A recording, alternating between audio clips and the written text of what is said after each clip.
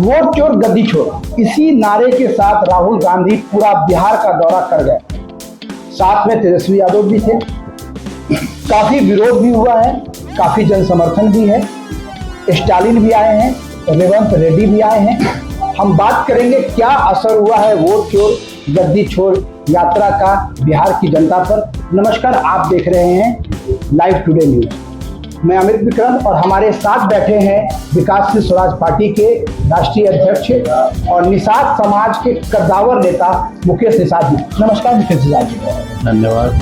Mukesh Nishad ji, vote चोर गद्दी छोर, ये नारा राहुल गांधी ने 16 दिन की यात्रा में दिया है। बिहार में 16 दिन लगातार राहुल गांधी रह गए। ये पहली बार ऐसा हुआ है कि कांग्रेस का कोई बड़ा नेता लगातार 16 दिन बिहार में 1300 किलोमीटर की यात्रा करके एक ही बात कह रहा है, वोट चोर गद्दी छोर। क्या है ये वोट चोर गद्दी छोर का क्या मतलब है? देखिए, सबसे बड़ी बात है कि अमित जी, इनके पास कोई मुद्दा नहीं। बिहार के लिए वोट चोर गद्दी छोर जो भी नारा लगा रहे हैं, ये लोग वही लोग हैं जो पूर्व में चोरी चकारी करके इंडिया के और भारत के लोगों को लूटे हैं। ये पहले से एक्सपीरियंस होल्डर है। आप जितने भी देखिए, सभी लोग चार्जशीटेड लोग हैं जो भी घूम रहे हैं। किसी न किसी के ऊपर कुछ न कुछ चार्ज लगा हुआ है और सब पे चोरी का आरोप सिद्ध हो गया। वैसे लोग दूसरे को चोर कहेंगे तो शोभा नहीं देता। कह रहे हैं कि ये तो वोटरों का नाम काट रहे हैं, चुनाव आयोग वोटरों का नाम काट रही है। चुनाव आयोग बीजेपी की बी टीम है, ये इस तरह का आरोप देखिए, आरोप प्रत्यारोप लगाना पक्ष विपक्ष का काम है। अगर वोट की चोरी हो रही है, किसी का नाम कट रहा है, अभी तक जितने सभाओं में जो लोग आए थे कि हमारा नाम कटा है, उसके अगले दिन वही लोग कह रहे हैं कि नहीं, हम किसी के बहकावे में किसी के सिखाने पे गए थे, हमारा तो नाम है नहीं। और चुनाव आयोग ने साबित कर दिया कि इनका नाम वोटर लिस्ट में है। चुनाव आयोग के जो भी प्रवक्ता है, चाहे चुनाव आयोग के जो भी अधिकारी है, वो तो कह रहे हैं कि जो मृत हो गए, जो 2 जगह वोटर बने हुए थे, हम उन लोगों का नाम हटा रहे हैं। और कुछ जो बांग्लादेशी, कुछ रोहिंग्या जो फर्जी प्रमाण पत्र से बिहार में वोटर बने हुए थे, हम उन लोगों को हटा रहे हैं। तो इनको इतनी तकलीफ क्यों हो रही है इस बात की? देखिए, ये सारे फर्जी लोग हैं, ये सारे फर्जी लोग हैं, इसलिए इनको तकलीफ हो रही है। दूसरी बात है, जो रोहिंग्या है, चाहे जो भी दूसरे देश के नागरिक है, अगर फर्जी तरीके से मतदाता बन जाते हैं तो उनका नाम कटना चाहिए। वो देश हित में है और SIR तो देश हित में है। ये कह रहे हैं कि हमारे वोटरों का नाम काट दे रहे हैं। भैया, तो इनके वोटर पहले तय है कि अगर ये बांग्लादेशी को अपना वोटर मानते हैं तो सोचिए, जो लोग बांग्लादेशी को, जो रोहिंग्या को अपना वोटर मान के हंगामा कर रहे हैं, तो उनको देश प्रेम तो है नहीं। लोग सारे देश के गद्दार लोग हैं जो दूसरे देश के वोट पे आज राजनीति करना चाहते हैं और दूसरे देश के वोटरों से ये चाहते हैं कि हम सत्ता में आ जाए। तो ये संभव नहीं। तो राहुल गांधी तो पूरा बिहार में ही घूम घूम कर, साथ में तेजस्वी यादव भी हैं, कई राज्य के मुख्यमंत्री आए, एक स्टालिन भी आ गए, जिन्होंने कहा था, उनके बच्चों ने कहा था कि सनातन कीड़ा मकोड़ा है।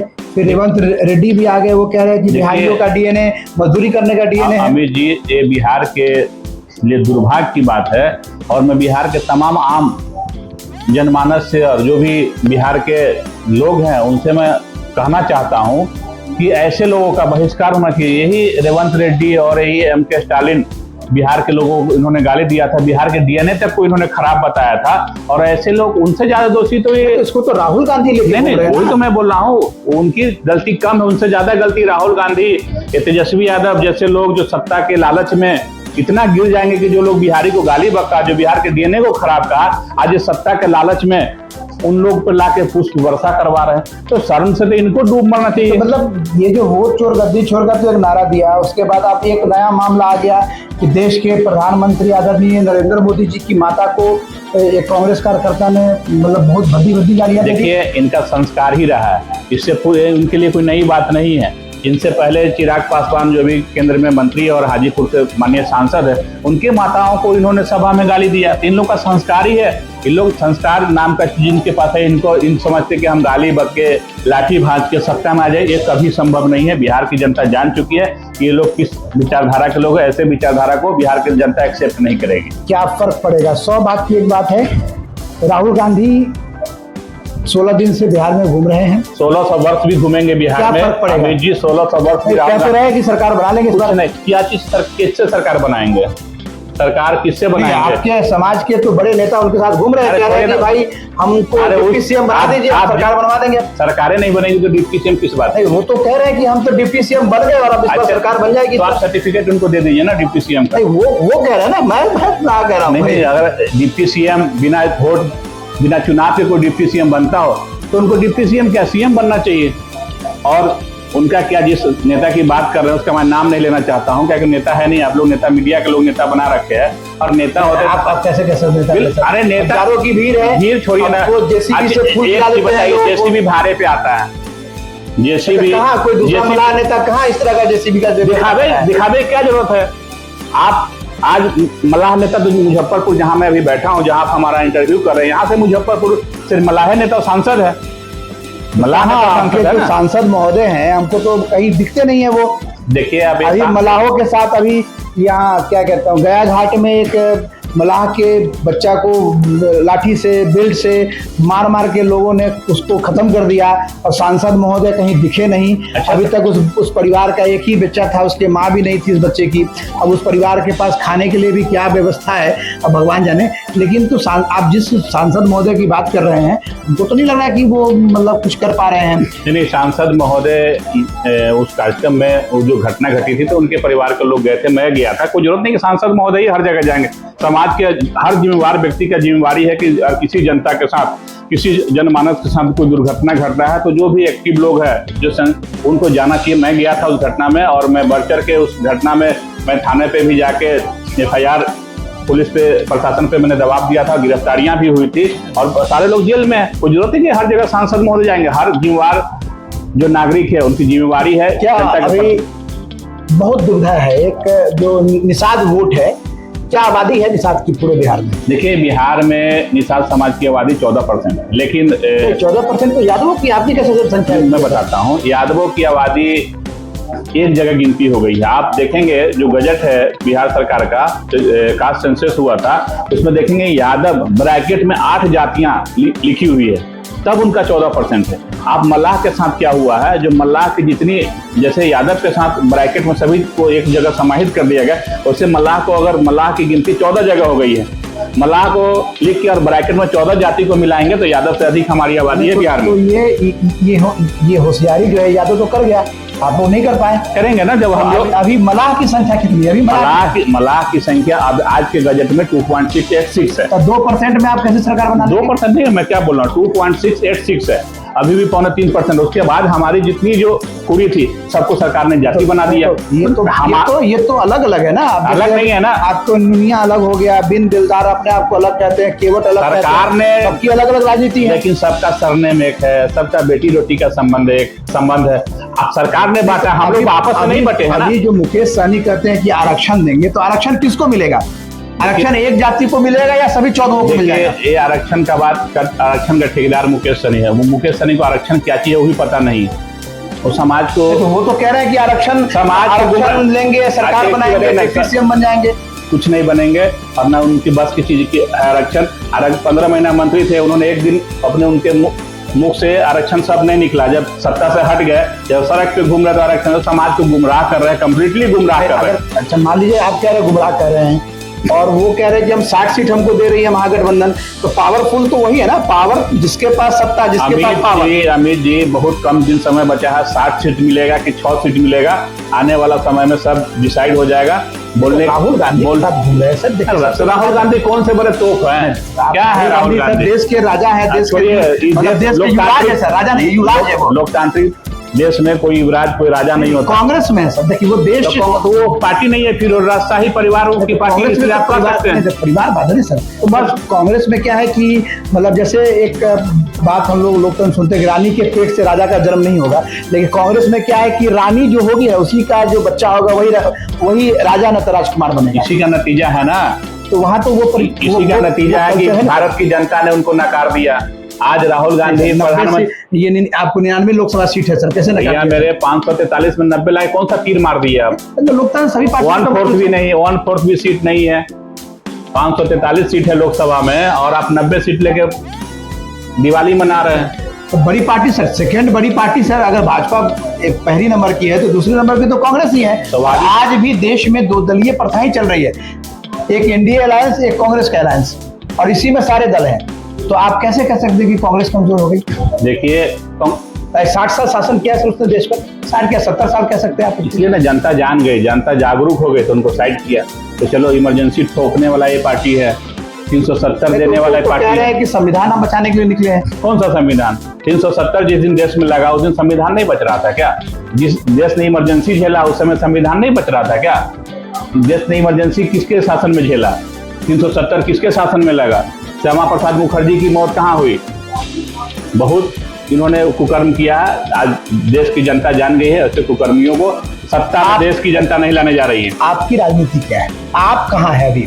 देखिए हम अपने समाज के साथ हैं और बहुत जल्द हम निर्णय लेने वाले हैं। आज सप्ताह के अंदर दिख जाएगा मैं कहाँ रहूंगा। मतलब मुकेश निषाद सोशल मीडिया पे बहुत दिखते हैं, जनता की समस्याओं को रखते हैं, जनता के बीच में भी दिखते हैं। लेकिन जनता के बीच में आपने बोला कि अभी बेनीबाद में घटना हुई थी, तो सबसे पहला व्यक्ति मल्लाह समाज का मैं ही हूँ जो उस घटना को सोशल मीडिया के माध्यम से हो, चाहे घटनास्थल पे जाके, चाहे मृतक के घर पे जाकर मैंने ही आवाज उठाया था और FIR मैंने ही कराया था। तो आप मुकेश सहनी तो लगातार घूम रहे हैं, आपकी यात्रा कहाँ से निकल रही है? देखिए जिसकी बात कर रहे हैं वो दिखावा करने वाले, फिल्म दुनिया वाले हैं तो सारा चीज नकली होता है। वहाँ पर दिखावा की राजनीति करते हैं। मैं डायरेक्ट समाज से जुड़ा हूँ और समाज के बीच में हूँ, और आने वाला समय में मैं कहाँ रहूंगा वो दिख जाएगा।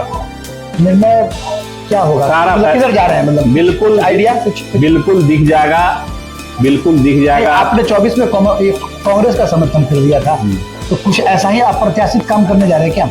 बिल्कुल आपको बोला ना मैं एक कि आप मतलब सप्ताह भर का समय पहले बीजेपी मतलब ये लोकसभा चुनाव के शुरुआत में मतलब अचानक आप कांग्रेस में जाने के? देखिए कांग्रेस को हमने समर्थन दिया था, हमारी अपनी पार्टी है, कांग्रेस को हमने समर्थन दिया था, ठीक है। कांग्रेस को समर्थन देने का कारण था कि हमारे समाज के लोगों को उन्होंने प्रत्याशी बनाया था, जो पूर्व से टिकट उकट कटा था वो अलग बात था, वो हमें दूसरे लॉबी में था। लेकिन अभी उसका देखिए कोई भी आदमी कोई गलती हो जाता तो उसका प्रायश्चित करता है। तो आप इसी समझ के अनुमान लगाइए कि हमारा जो एक सप्ताह के बाद जो स्टेप होगा। बता दीजिए कोई विधानसभा टारगेट किए हैं मतलब जहाँ चुनाव लड़ना है? बिल्कुल हमारा 2020 में गायघाट से तैयारी था और अभी मैं कुरहनी जो हमारे घर का सीट है मैं वहाँ से तैयारी में हूँ। किस दल से बातचीत हो रही है? वो सब आने वाला समय, एक सप्ताह इंतजार कीजिए ना मैं जी, एक सप्ताह में दिख जाएगा किस दल के से मैं चुनाव लड़ूंगा। सब सिस्टम में है। मतलब खाली तो अभी वहाँ मतलब महागठबंधन खाली है?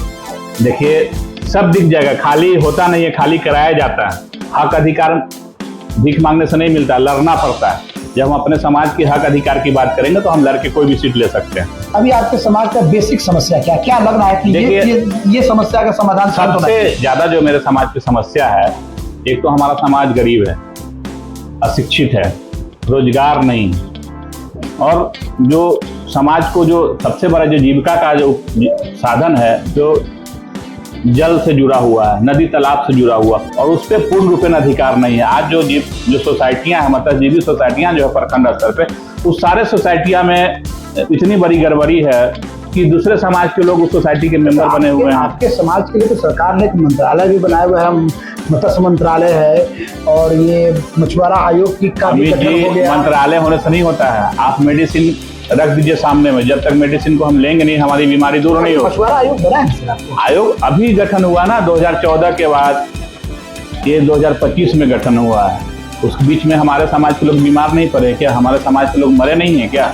हमारे समाज की समस्या के बीच में स्टॉप हो गया था? समस्या तो निरंतर जारी होता है। तो क्या अब आगे क्या करना है? मतलब क्या आगे समाज बना हुआ? हमारा एक ही उद्देश्य है, समाज की बेहतरी के लिए, समाज की भागीदारी के लिए मैं डिसीजन लूंगा और एक सप्ताह के अंदर डिसीजन ले रहा हूँ। समाज की भागीदारी के लिए मुकेश निषाद जी संघर्ष करेंगे। निषाद समाज से हैं, मल्लाह समाज से हैं। इनके अनुसार जो इनकी संख्या है वो 14% की है। सरकार ने कुछ राजनीतिक द्वेष के कारण इनके जातियों को कई भागों में बांटा है, कई जातीय कोड निकाल दिया गया है, जिसके कारण भ्रम की स्थिति बनी हुई है। लेकिन ये अपनी संख्या को मानते हैं कि 14% है और दावेदारी भी है। एक सवाल और भी है, डिप्टी सीएम की बात लगातार आ रही है कि मल्लाह को डिप्टी सीएम मिलना चाहिए, क्या लगता है? देखिए जो आबादी है और सरकार में आने के बाद और लोग अति पिछड़ों की बात करते हैं, 36 से 38% अति पिछड़ा समाज की आबादी है, और अति पिछड़ों में सबसे जो संख्या बल वाली जो जाति है वो मल्लाह जाति है। तो संख्या के हिसाब से अति पिछड़े समाज से किसी मल्लाह को डिप्टी सीएम बनाना चाहिए। 2025 में डिप्टी सीएम देख रहे हैं मल्लाह को? बिल्कुल, मैं तो चाहूंगा सीएम बने मला समाज का। डिप्टी सीएम को संवैधानिक पद है नहीं, जो लोग चिल्ला रहे हैं उनकी शिक्षा क्या है वो आपको भी पता है। एक्चुअली बिहार में सीएम पद थोड़ा सा बहुत कॉन्फ्लिक्ट का पद है, क्योंकि एक हमारे मुख्यमंत्री अमित जी एनडीए से बिल्कुल कुर्सी बैठे हुए हैं। और अमित जी, आप समाज की भागीदारी की बात करो तो मैं चाहूंगा कि मेरे समाज का सीएम हो, ताकि समाज मेरा एकदम निचले पायदान पे तो समाज की बेहतरी, जो समाज सरकार में सत्ता में गई, वो समाज का चहुमुखी विकास हुआ। तो मैं अपने समाज की बेहतरी के हिसाब से बता रहा हूँ कि हमारे समाज को डिप्टी सीएम नहीं, सीएम का पद मिल जाए तो हमारे समाज का बेहतर होगा। लेकिन सबसे बड़ी समस्या क्या है, समाज आज तक सत्ता से दूर रहा है। कुछ लोग गए भी हैं तो जाके वहाँ बहरे गूंगे हो जाते हैं, जिसके कारण हमारा समाज का दुर्दशा आज सबसे अधिक दुर्दशा है। बड़ी बात है, इन्होंने जो भी बातें कही हैं वो कहीं ना कहीं मलाह समाज की समस्याओं के मूल जड़ के बारे में इन्होंने बताया है। रोजगार नहीं है, जो भी सरकार ने सोसाइटियाँ बनाई हैं, ये मछुआरा आयोग बनाया है, ये भी उस तरह से काम नहीं कर पा रहा है कि इनकी आर्थिक स्थिति अच्छी हो जाए। राजनीति में भी उतना भागीदारी नहीं हो पा रहा है। ये तमाम बातें मुकेश निषाद जी ने आज हमसे बातचीत में कहा है। आगे भी हम इनसे बातचीत करते रहेंगे। बहुत बहुत धन्यवाद।